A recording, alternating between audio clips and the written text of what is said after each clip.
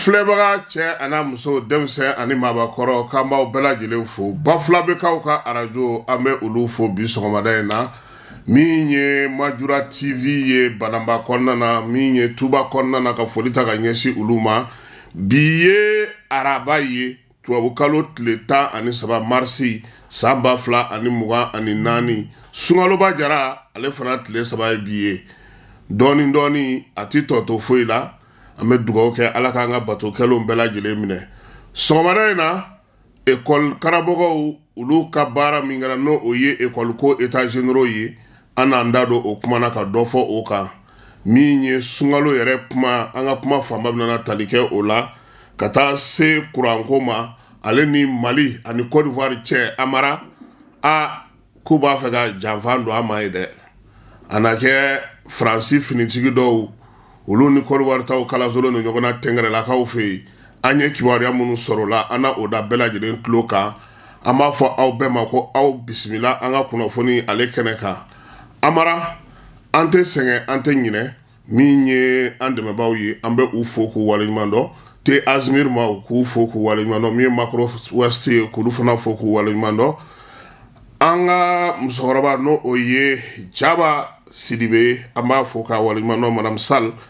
biso marena ame douane mogo fo douane directeur ba no inspecteur général de douane Amadou Konate naka barakela obela jele munu me dibole munu me kuremale munu me herema kono munu me siga sostrala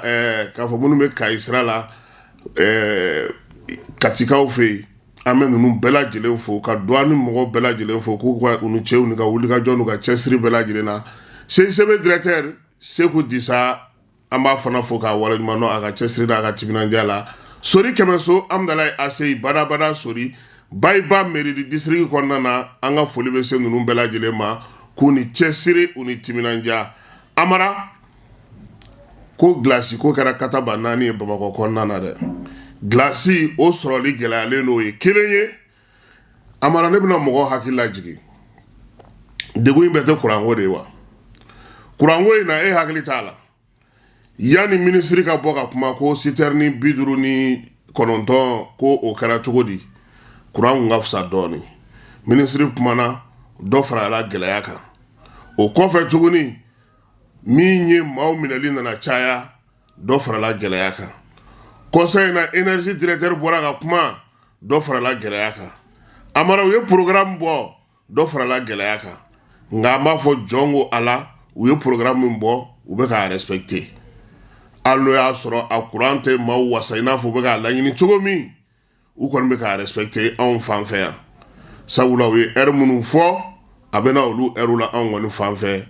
ango fana fo allo ya soro ko ko nga gele ngamara minyi ko nche bo do energy ni demande ka kan watina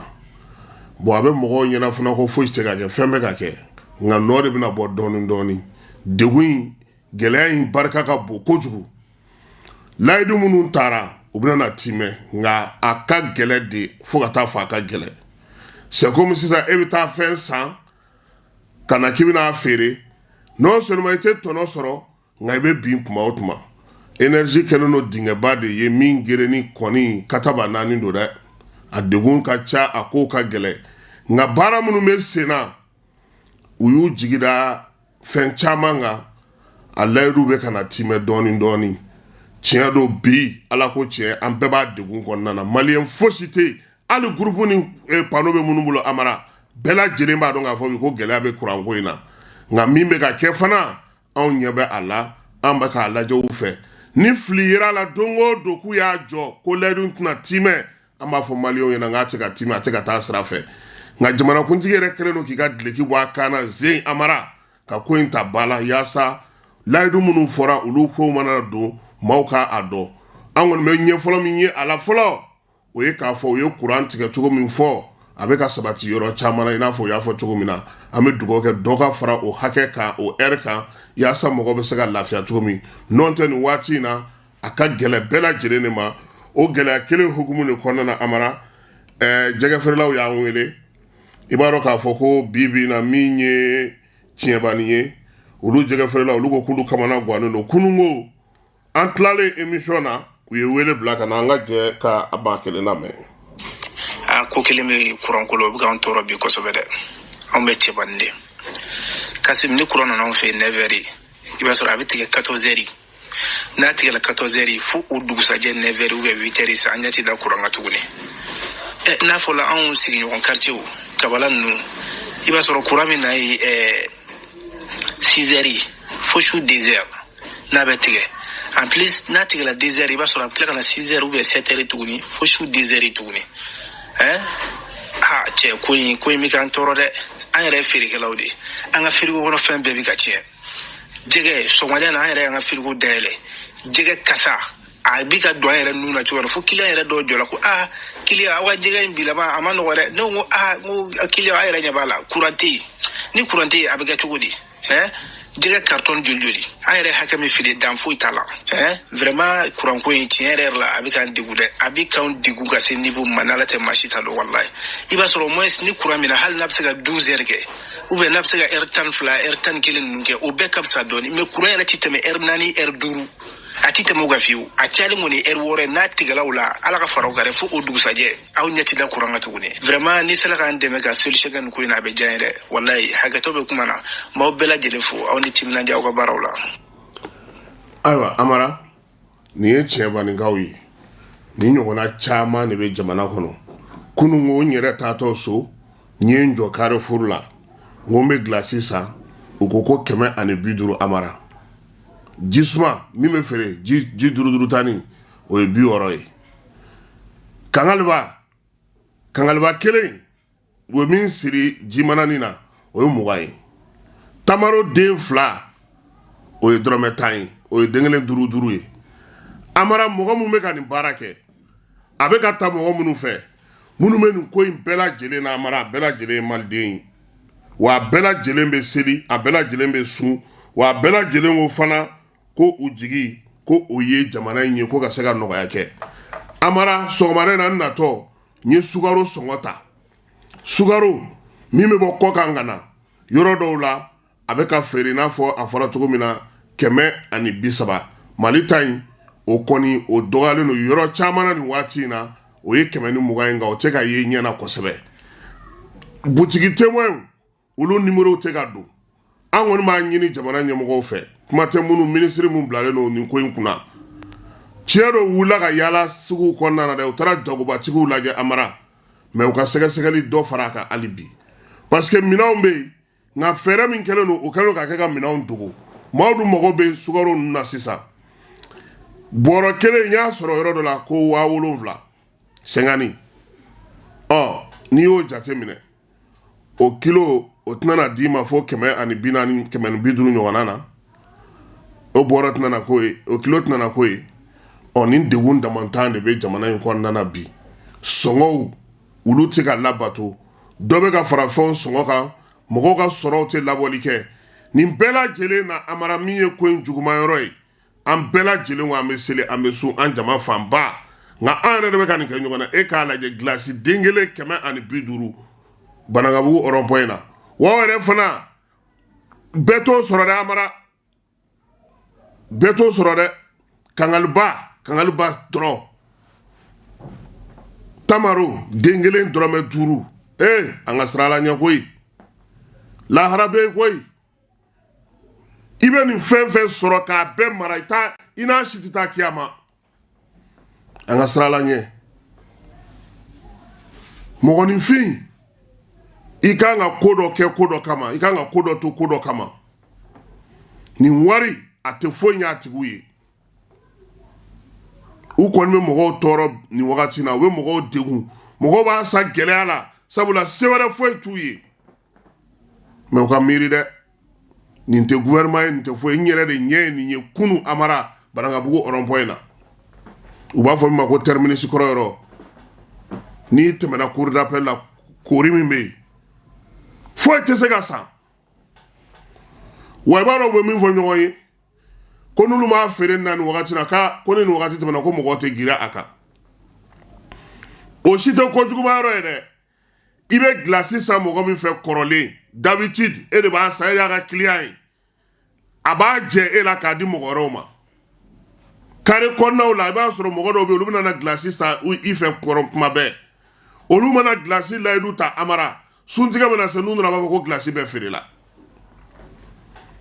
o yɛrɛ minnu sera ka glace sɔrɔ kɛ n'o tɛ a bɛɛ jisuma de sisan a tɛ glace o courant min bɛ na a tɛ tɛmɛ heure 6 kan o cɛ ma bonya ɲinɛ k'a fɔ ɲɛna sisan ka kɛɲɛ ni ale sunkalo ko ye bi sɔgɔmada in na amara an ye kuma di Elhaji Umaru Sumare ma Elhaji Umaru Sumare misiri min bɛ stade Modibo Keyita kɛrɛfɛ dɔw b'a fɔ ko Mɛdinɛkura misiri nka dugulen ko Misira misiri don o alimami de Elhaji Umaru Sumare a ye min fɔ an ɲɛna sunkalo ko la an ka jɛ an k'o lamɛn. Assalamu alaikum warahmatullahi wabarakatuh. Kasim ayiwa an b'Alahu ta'ala deli ala ye sunkalo ɲuman jɔ an ɲɛna n'a bɛ ban don min a ka taa n'an ka jurumu bɛɛ lajɛlen ye i yɛrɛ b'a dɔn Alahu ta'ala kɔni sun yɛrɛ baraji sun n'i ye don kelen n'i y'a sun ala ye a b'a dɔn k'a fɔ san 70 o bɛ don i ni tasuma cɛ san 70 o bɛ don i ni tasuma cɛ o ye hɛrɛba de ye bon sun bɛ komi kɔtɛrɛ mun ni kɛlɛkɛlaw b'a minɛ walasa ayiwa flèchew ni npanmuruw ni ayiwa berew kana s'i ma sun bɛ teli wa ni sunna fana i k'a dɔn k'a fɔ ale de bɛ kɛ sababu ye ka hadamaden ka alaɲɛsiranya sabati wa alaɲɛsiranya tɛ dɔwɛrɛ ye o ye layidu mun bɛ ni Alahu ta'ala cɛ k'o dafa layidu mun bɛ ni hadamadenw cɛ k'o dafa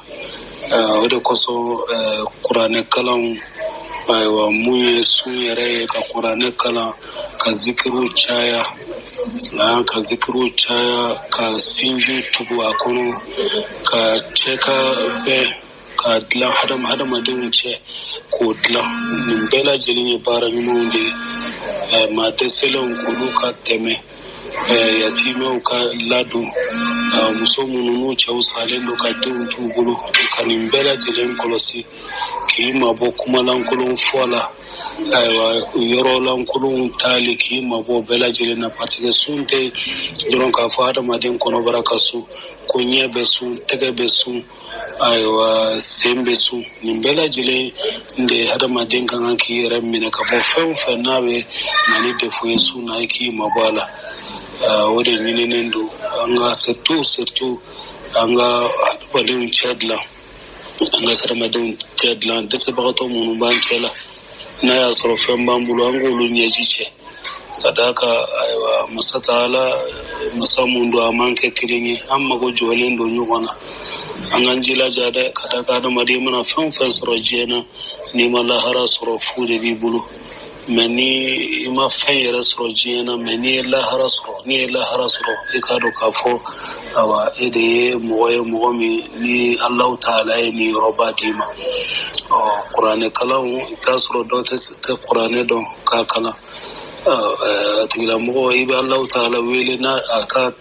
awa tɔgɔ sanimanw ye subhanallah alhamdulillah la ilaha illallah allahu akbar ka d'a kan ko hadamaden maa si tɛ k'a fɔ lahara dɔ i tɛ taa nimisa ɲumankɛla bɛ nimisa mun na hali ala wallahi nin yɔrɔnin na an tun ka hali subhanallah kelen fɔ ɲumankɛla bɛ nimisa jugumankɛla kɔni kuma t'o la ala kana an kɛ juguman kɛbagaw ye i t'a sɔrɔ ni mɔ tɛ se kuranɛ kalan na bon ala ko fɔli i k'o caya i ka ɲumanw caya ka hadamadenw cɛ dilan ni ye gɛlɛya ye hadamaden kan hali ka hadamaden ye fɛn b'a a bolo fɛn mun n'a tɛ s'a kɔrɔ i k'a dɛmɛ a la k'a lase a seyɔrɔ la gɛlɛya bɛ sinji minnu ni ɲɔgɔn cɛ k'a dilan a bɛ balima minnu ni ɲɔgɔn cɛ k'a dilan a bɛ teri minnu ni ɲɔgɔn cɛ k'a dilan ka yafa ɲɔgɔn ma ka tuubi ka ɲɔgɔn kanu ala yɛrɛ jati kama nin bɛɛ lajɛlen ye fɛnw ye n'a y'a sɔrɔ a ɲininen don an k'an jilaja ka juguya bɔ an ni ɲɔgɔn cɛ ka d'a kan sahabaw y'o de fɔ k'olu tun bɛ sunkalo kunbɛn ni mun ye i bɛ taa sɔrɔ gɛlɛya mun b'u n'u balimaw cɛ u b'o bɔ yen fɔlɔ mais anw bɛ waso n'o ye ne ni karisa nin y'an san 2 ye hali n t'a lajɛ o tɛ diinɛ ye dɛ an ka diinɛ mɔ ɲini an ka diinɛ ko hadamadenw ka ɲɔgɔn kanu de a k'an tɛ don alijana kɔnɔ fana n ye ɲɔgɔn kanu mais bi kanu tɛ kɛ ala kama ni kanu kɛra nafolo kama ni nafolo in banna don o don a bɛ cari mais n'a kɛra ala kama i bɛ taa sɔrɔ fɛn o fɛn bɛ b'o kɔnɔ o bɛɛ ala ko de an bɛ Alahu ta'ala deli ala ka ni sababa bɛn aiwa alaka sungalo ajora anyena herela ambalau ta'ala dele anabe ta do mananga jurumi bela jilen kata geleya munu banka nabe jamana kono nabe sigidawla nabe du kono ambalau ta'ala dele alaka kalo mun banga geleya bela jirimuli aseba Allah ta'ala anga kodi Allah ta'ala ma alaka anka sabali jawmi da jarabilu koro jarabilu mununa ya so Allah ta'ala bala sai aka jawmu awanyau kalfa Allah ta'ala la ka jamanen kalfa Allah ta'ala la ka jamana dun kalfa Allah ta'ala la amba Allah ta'ala dili jamana kalfalen do munun fana la amba Allah ta'ala la ka tafanga duma alaka nga jamana dia ka tabe jiye jamana bela jilenka alaka hera chaya nga jamana kono nabi Allah Suleiman ayayi ni ala fa ko ala yika fendi afemu ni ma di dan fema amfana ga Allah ta'ala dili alaka ikanga jamana dia ka tabe jiye jamana bela jilenka amba ala dile dula kanga du dia kanga sigida dia aywa ka hera chaya anga du kono ka barka do an shula alaka nan shi ka silan kulani ambe do mun kai ni wani jamana in kono alaka hera madi wa sallallahu ala Muhammad Traore bara nyuma ngoli ngacha madi fonfe adaya me ko hali awa hada madi be kuma kanyuma mumboida ko bela jile sarakati ini balma be nyoni iba kumbe ni misodia mu ni bela jile sarakati ma hada madendu ko sarakati ibeta blawde sumala Allah harado do min sumati ay wala kanna kolosi Traore ay wani kan fallahu ta'ala la ni chesri. Assalamu alaikum wa rahmatullahi wa barakatuh. Amara ni Elhaj Umar Sumare Mangaye minye misiri min be Omnisport kɛrɛfɛ o Almami ale Amara ay min fɔ tando sungalo in kɔnɔna ni ye fɛn o fɛn kɛ i b'a sara sɔrɔ i ɲɛ an bɛ minnu dɔn an tɛ minnu dɔn minnu bɛ k'u cɛ siriw minnu bɛ k'a yira minnu bɛ k'a dogo alisa Ala k'a bɛɛ lajɛlen minɛ fantanw ɲɛji cɛli Amara Ala yɛrɛ dɔrɔn de bɛ se ka mɔgɔ sara o la misikinaw se tɛ minnu ye ka dumuni d'olu ma sungalo in kɔnɔna hali sungalo mana tɛmɛ Amara Ala dɔrɔn de bɛ se k'i sara min ye jamana ɲɛmɔgɔ ye Colonel Assimi Goïta ale kɔni ka wuli ka jɔ ka ɲɛsin jamana fantan naani bɛɛ lajɛlen na ni balo ni dumuni ni tulu ni fɛnw ye o bɛ senna hali bi kunungo sɔrɔdasi minnu fatura Kati kan kɔnɔna na olu ka denbaya ani u musow min ye filiyabaatɔ ye cɛsabaatɔw ye u taara yen saki min ye sugaro saki 100 tulu bidɔn 100 min ye 20 litiri ye ka taa se ɲɔ ni malo ni sugaro ma ani spaghetti ka t'o dulu bɛɛ lajɛlen ma fu falaki k'u k'a kɛ u ka sungalo musaka ye jamanakuntigi ma da o ma kitakaw fana fɛ yen a y'o ɲɔgɔnna bila ka taa Mali région bɛɛ lajɛlen na Amara ni waati na min ye jamana ɲɛmaaw ye ale a bɛ ka o wuli ka jɔ kɛ n'Ala sɔnna a ma wulada fɛ gouvernement fana kɛlen don ka fɛɛrɛ min sigi sen kan ka kɛ ni sungalo ye n'u ko ko opération sungalo solidarité an n'an da don la wula fɛ o baara bɛ ka kɛ cogo min ye ministre Assa Bajalo ye ale y'o kurumo karili baara kɛ ani diinɛ ni bato ministre an na dɔ fɔ o fana na Amara silamɛw u dɔrɔn tɛ sun na koyi chrétiens fana bɛ o sun na o sun o bi sen na olu ta ye tile 40 sun ye o hukumu kɔnɔna na sa min ye catholique denmisɛnnin minnu bɛ yen olu kɔni b'a fɔ min ma sa ko u ka revue parti n'o o ye ka Jésus ladege ye olu ye taama kɛ Sacré Cœur min bɛ Bamakɔ o maaw dimanche tɛmɛnen olu ka laadala taama denmisɛnninw y'o kɛ sifin kɔni camanba de nana kɛnɛ kan n'o ye u ka chrétien sun ale sunkalo dimanche fɔlɔ ye denmisɛnnin 380 o de ye taama in kɛ ka bɔ église catholique la Wɛnzɛndugu fo kana se Sɛbɛninkɔrɔ yɔrɔ la n'o o ye u ka rond-point ye Saint Augustin Samaya u taara o yɔrɔ la taama o de kɛra taama in bɛ tali kɛ u ka sunkalo ale taabolo dɔ la an b'a fɔ fana ko Ala ka o dugawu bɛɛ lajɛlen minɛ kɔkan kɔnɔna kibaruyaw la Amara armée nin waati laban in na a ye wulikajɔ kɛ jɔyɔrɔ caman na wulikajɔ minnu n'u bɛ ka nɔbɔ dɔɔni dɔɔni bɛɛ lajɛlen b'a dɔn k'a fɔ ko degun bɛ jamana in kɔnɔ jamana in ka bon tiɲɛ don su ani tile maaw b'an wele k'a fɔ an ɲɛna ko degun b'u ka yɔrɔ la tora ni o bɛ Masina mara la o y'a jira k'a fɔ ko nin y'a kalo 6 ye yɔrɔ dɔw bɛ yen olu kun sen kun tɛ se ka jɔ ye nka min ye armée ye ale ye wulikajɔ kɛ wulikajɔ min y'a to bi olu kɔni sera ka don o dugu in kɔnɔna na no dugu in yɛrɛ ba bolo fan bɛɛ lajɛlen na u y'a yira k'a fɔ ko lafiya ko o nalen no olu la min bɔra sɔrɔlo la sa tora cɛkɔrɔba dɔ ale ye laseli kɛ kunungo k'o ci an ma ka bɔ bɔlɔlɔ sira fɛ Amidu Dambele ale bɛ torakaw fɛ yen a ye min fɔ an ka jɛ k'o lamɛn. An tora ni nin cɛ an filɛ kalo 6nan de la bi ala ni nin sɔrɔsiw tora ji ka taa tora ka nin bawɔlɛ na an ma deli k'a kɛ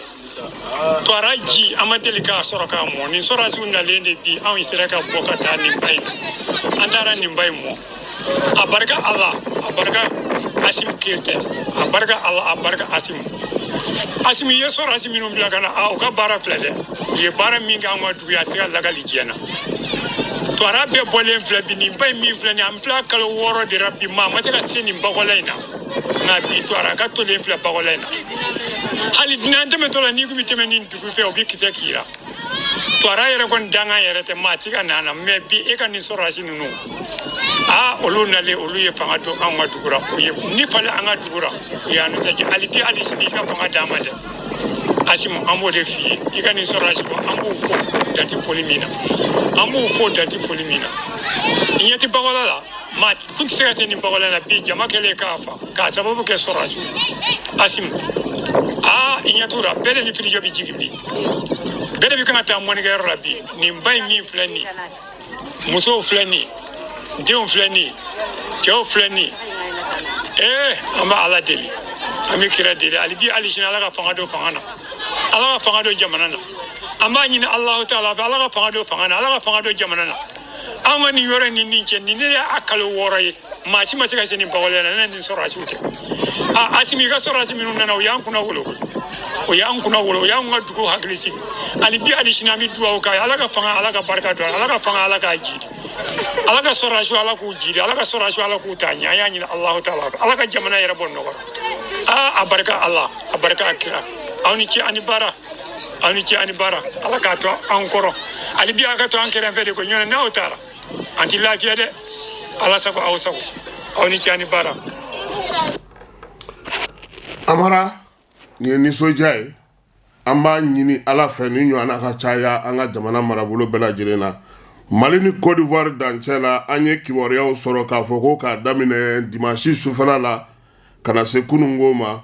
min ye Faransi sɔrɔsiw ye ne a bɛ fɔ olu ma ko mercenaires olu ni Côte d'Ivoire sɔrɔsiw ko u bɛ tɛngɛrɛlakaw olu fɛ yen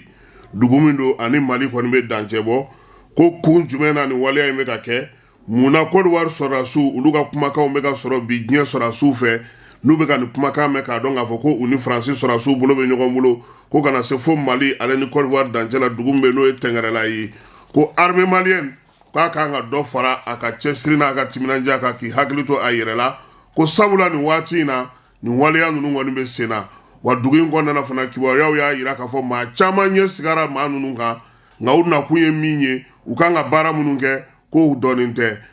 labɛn kɛcogo la ani baara kɛcogo fana na armée fana ale fana bɛ baara minnu na olu fana bɛɛ lajɛlen sigilen don sen kelen kan kibaruya minnu filɛ nin n'u y'u sɔrɔ bɔlɔlɔ siraw fɛ ani n'u sera k'a sɔrɔ nɛgɛjurusi siraw fɛ k'a fɔ ko Côte d'Ivoire sɔrɔsiw ni Faransi ta dɔw k'olu kɔni nalen n'u daga tɛngɛrɛ la ɲɛɲinina k'a ko la ni hakilisigi ni basigi ye fɛɛrɛ ni dabali minnu bɛ armée fana bolo o baara olu na kɛ don nataw la ni min bɔra la an na o da maaw tulo kan bankasikaw fɛ yen maa 15 maa minnu bɛ yen n'olu ye lujuratɔw ye min ye moto tricycle ye o 5 taara ka di olu ma pédalement olu fana 10 taara ka di u ma k'u ka kɛ u yɛrɛ dɛmɛ yaasa min ye lujuratɔ minnu bɛ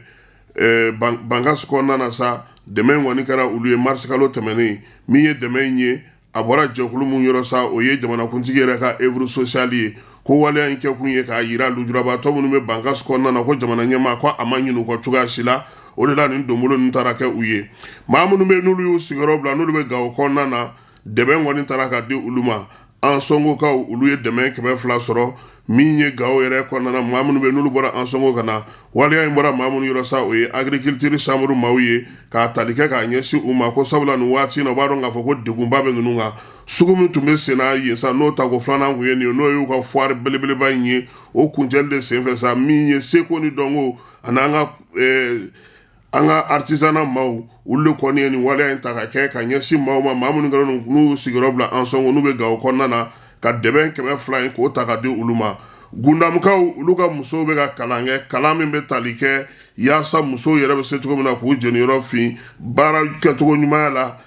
ani tɔnjɛkulu ɲɛmaya o baaraw kɛcogo la baara ninnu bɛɛ lajɛlen kɔni kɛra gundamukaw fɛ yen u y'a yira k'a fɔ ko sariyakisɛ min sigilen no sen kan n'o o ye fu 52 ye n'o bɛ tali kɛ musow ka jɔyɔrɔ ko la n'u ka jɔyɔrɔ sɔrɔli ko la ko kalan ye tali ko kan baara ninnu bɛɛ lajɛlen sigira sen kan maa minnu fɛ sa o ye Institut républicain international n'u b'a fɔ ma ko IRI ale de y'o baara in kɛ gundamukaw fɛ hali bi u ka kapu maaw olu fana taalen no sɛgɛnnafiɲɛ minnu taalen no sɛgɛnnafiɲɛbɔ la n'o olu ka baara banna pewu maa 4 ɲɔgɔnna n'o ye directeur école directeur ye ani conseil pédagogique bonyamasegin kɛra olu ye attestation ani waleya duman sɛbɛnw o taara ka di u ma u ka kapu maaw fɛ u y'a yira k'a fɔ ko maa minnu filɛ nin u jɔyɔrɔ bonyana kosɛbɛ gundamu ale kɔnɔna na denmisɛnninw ka kalanko la ani denmisɛnninw ka baarako la o kalanko kelen hukumu kɔnɔna na jamanakuntigi ale kɔni ye minɛn état généraux min kɛra kalanko kan sa o sɛbɛnw bɛɛ lajɛlen taara di jamanakuntigi ma kunu ministre min bɛ kalanko kunna an ka jamana kɔnɔ ko baara minnu kɛlen filɛ ani laɲini minnu kɛlen filɛ n'olu sera ka don ba la an ka kalan a taacogo ɲuman kalanyɔrɔko ɲuman min ye kalansow ye kɛnyɛrɛye ni jamana taw olu ka baaraw na se ka kɛ ka ɲɛ cogoya min na bɛɛ lajɛlen na se ka o faamu syndicat min bɛ yen n'o bɛ bankiw kunna an ka jamana kɔnɔ ale kɔni ko a diminen don kosɛbɛ k'a sɛbɛkɔrɔ diminen sabula ko nin y'a san 3 ye ale bɛ wuli ka jɔ la a ka hakɛ dɔw nɔfɛ ko olu ma se ka ɲɛ sɔrɔ min ye syndicat in ye a ye kunnafoni di kɛ kunnafoni di min sen fɛ a y'a yira k'a fɔ ko ministre min bɛ yen n'o bɛ an ka nafoloko kunna n'o ye Aluseni Sanu ye BDM directeur ka taa se PMI Mali directeur ma k'u bolo jɔlen don olu la nin waati in na sabula k'olu de kɛlen ka kɛ kangaran ye yaasa ka se ka ko bɛɛ lajɛlen faamuya an bɛ kuma di Amadu Ba ma Amadu Ba ale min yɛrɛ SNAPEF secrétaire général ye kunun ko u ka laseli sen fɛ an ka nin point de presse fɛn wɛrɛ tɛ c'est pour que ka kunnafoni dɔw di a kunnafoni fɔlɔ ye mun ye an b'an kɛlɛ kɛ sen kan SNAPEF syndicat des banques assurance établissement financier microfinance et commerce an b'an kɛlɛ kɛ sen kan parce que tɔɲɔ bonyana an tɔɲɔna fo ka s'a danna d'abord aw hakili b'a la bɛrɛbɛn o problème halisa ma ɲɛnabɔ nin y'a san 2 ye le dépôt sanke halisa ma ɲɛnabɔ le dépôt tabakoto halisa a ma ɲɛnabɔ k'a sɔrɔ an ye bɛnkan dɔ sɛbɛn 2023 kɔnɔna na en juillet 2023 an ye bɛnkan dɔ sɛbɛn u ko k'u bɛ laɲini ninnu bɛɛ ɲɛnabɔ a laɲini tɛ fɛn wɛrɛ ye koyi an ka baarakɛɲɔgɔn minnu tun bɛ minnu gɛnna ka bɔ baara la parce que o ye lafasatɔn sigi olu ka segin u ka baara la parce que lafasatɔn sigili tɛ sababu ye ka mɔgɔ gɛn ka bɔ baara la d'ailleurs sariya ninnu bɛɛ b'a a ko kɔni a b'a a interdit donc an tor'o hukumu kɔnɔna na fo dɔ wɛrɛ nana fara dɔ kan n'o ye Ibifarm ye Ibifarm mɔgɔw u ye an ka baaraɲɔgɔn 150 ani 8 u y'olu de ka gɛn ka b'u ka baara la kun t'a la ju t'a la parce que u ye laɲini dɔw kɛ o laɲini ninnu fana tɛ fɛn ba ye dɛ u bɔra yan u tun bɛ baara kɛ Banangabugu u ka baarakɛyɔrɔ u y'o falen ka na n'a ye fo Samaya olu ko de ko ka dɔ fara u ka prime de transport kan ani prime d'installation ko k'o d'u ma u ko mun na olu y'o laɲiniw kɛ ko n'i y'a ye u bɛ laɲini kɛ u bɛ baara de la k'u bɛɛ gɛn ka bɔ baara la an ko k'o tɛ gɛnnukun bɔ wa o fɛn tɛ mun ma fɔ u ka PCA ɲɛna ministre kuma n'u fɛ ministre tɔw kuma n'u fɛ an ka sécurité mɔgɔw kuma n'u fɛ mɔgɔ dɔw y'u da ɲuman don a la o bɛɛ la cɛ ko petu k'an ka baarakɛla ninnu k'u tɛ segin ka taga u ka baarakɛyɔrɔ la an bɔra o kɔnɔ BDM fana nana daminɛ an kun bolo BDM ye hakili sɔrɔ parce que 2021 an ka wuli ka jɔn ye a kun kan ka hakili di bɛɛ ma an bɛ jɛ ni fɛn bɛɛ ye fo ka dankari kɛ syndicat la an tɛ jɛ n'o de wa bɛɛ b'o dɔn o Mali bɛɛ b'o dɔn INTM tɛna jɛ n'a ye SNAPEF tɛna jɛ n'a ye section tɛna jɛ n'a ye dankari de kɛlen don syndicat la BDM na wa kun wɛrɛ tɛ dɛ u ka DG a bɛ wuli a bɛ taa mobili san yɛrɛ ye 85 millions u ka DG a 80 millions an ka directeurs bɛ yen hali nɛgɛso t'u bolo les directeurs de département an ko k'i bɛ se ka mobili san i yɛrɛ ye 85 millions u bɛ mobili joli de sɔrɔ directeurs ye n'a ye 85 millions ni 80 millions n'a fara ɲɔgɔn kan a bɛ directeur de département bɛɛ ka mobili san u y'u yɛrɛ ka comité de bila en place ka tɔgɔ d'a la ko comité o dun o bɛ dankari kɛ sariya bɛɛ la an ko k'o tɛ bɛn bi olu de bɛ fanga la yan an y'o de fɔ nin tɛ SNAPEF kɛlɛli an y'a faamu cogo min ministre yɛrɛ de don c'est le ministre des finances an tɛ se k'a faamu cogoya si la SNAPEF sigibaga ale de don le ministre des finances Sanu ale de SNAPEF créé SNAPEF tɛ se ka kɛ degun kɔnɔ an ni ministre tɛ se ka hali ka kuma ni ɲɔgɔn ye o tɛ se ka faamu donc ni mɔgɔ bɛ yen minnu bɛ fɛ ka dankari kɛ pacte social la olu de don ka fara DG PMI Mali DG a bɛɛ bɛ relevé ale de la PMI Mali DG a terikɛ ye BDM DG a terikɛ ye ale de y'u bila yen donc n'olu y'an kɛlɛ olu man kɛlɛ ale de y'an kɛlɛ a k'a jɔ a jɔyɔrɔ la SINABEF ale de y'a créé ka dankari kɛ an ka baarakɛlaw hakɛ bɛɛ la au niveau de la BDM au niveau de PMI Mali IBI Farm k'an ka baarakɛlaw bɛɛ gɛn ko an k'an sigi an kana kuma an bɛ kuma wa a ma ban han PMI Mali kɔni o directeur an y'o de fɔ a bɛ fɛn fɛn ɲini a b'a sɔrɔ a ka kumakan tɛ seli n'a k'i ma n ko sisan tɛmɛ ni sen fila ye n'aw ye bɛnkan sɛbɛn sisan tɛmɛ ni sen fila ye a bɛnkan ale de bɛ k'a sɔsɔbaga ye wa a bɛ tila ka dala cɛ an tɛna se ka jɛ n'o ye syndicat tɛ jɛ n'o ye o syndicat tɛ yen mun bɛ jɛ n'o ye an kɔni tɛ jɛ n'o ye an bɛnna mun kan o lawaleya n bɛna laban ni kumakan mun ye o ye k'a fɔ an y'an ka préavis labɛn parce que nin y'a kalo damadɔ de an ka mɔgɔw bɛ kɛnɛma nin y'an dontɔ ye sunkalo kɔnɔ n'a fɔra ko an ka mɔgɔ ninnu dɔw bɛ yen san 1 dɔw bɛ yen san 2 IBI Farm mɔgɔw kalo 4 sara t'u ye foyi t'u ye ka don denbayatigiw k'u bila ten dɔrɔn ko parce que o ye laɲini kɛ an tɛ jɛ n'o ye wa u bɛ segin an y'o de fɔ ministre ye qu'ils prennent leurs responsabilités un responsable est fait pour prendre des décisions difficiles ne tɛ se ka n sigi ka jamana lajɛ a bɛ ka don dajugu dɔ fɛ mɔgɔ 1 ou bien mɔgɔ 2 kama o tɛ se ka bɛn o hali ni teriw don i b'u lasigi ka tiɲɛ f'u ɲɛna n'u m'i ka kumakan lamɛn se k'u y'i juguw de i b'u gɛn ka bɔ yen ou bien i bɛ yɔrɔ datugu yɔrɔ kelen ka datugu o ka fisa yɔrɔ bɛɛ ka datugu. Amadunba SINABEF o ɲɛmaa ye ale ye an b'an ka kunnafoniw kuncɛ ni coordination nationale de rapatriement n'o ye CNR ye ale kɔni ye jɛkulu ye sa min sigilen don yaasa maa minnu bɛ n'olu sigiyɔrɔ bila ani maa minnu bɛ n'olu gɛnna ka bɔ jamana wɛrɛw la ka se ka dɛmɛ don olu ma jɛkulu in a bɛ baara kɛ minisiri min bɛ kɛnɛya ko ale ni adamadenya tɔbɔtɔli ko hukumu kɔnɔna na a ka baaraw kɔni ye sa ka se ka maa minnu bɛ n'olu y'u sigiyɔrɔ bila ani maa minnu bɔra u ka yɔrɔw la olu ka se k'u ka hakɛw bɛɛ lajɛlen sɔrɔ ani ka se ka sɛbɛn ɲini ka d'u ma minnu b'a fɛ ka taa u sigiyɔrɔ la